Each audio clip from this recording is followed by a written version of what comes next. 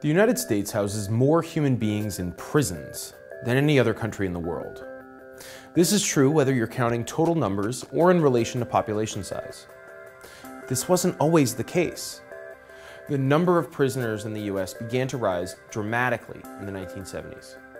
So what changed in America compared to other countries?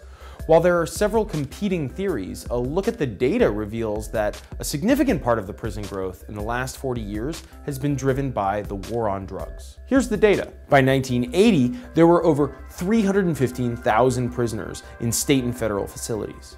57% were violent offenders, 30% were property violators such as thieves or those convicted of fraud. 5.5% of inmates were in for public order and other miscellaneous offenses. And the remaining 7.5% were nonviolent drug law violators.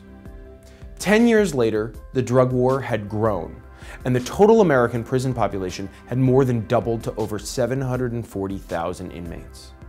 The proportion of offenders in each type of crime had also changed dramatically. The most growth occurred in the nonviolent drug offender population, which grew to a significant 24%.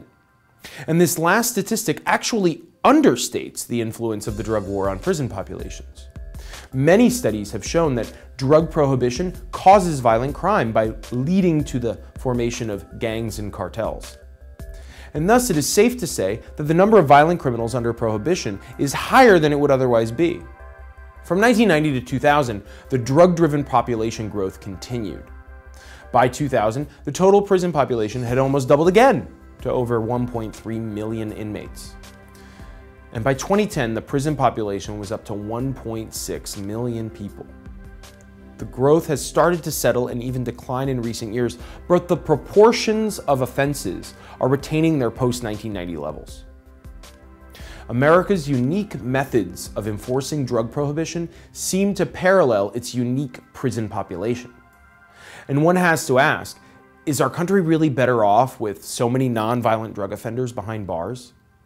Are drug users likely to be cured from addiction by being locked up? Has locking up dealers and users lessened the demand for drugs?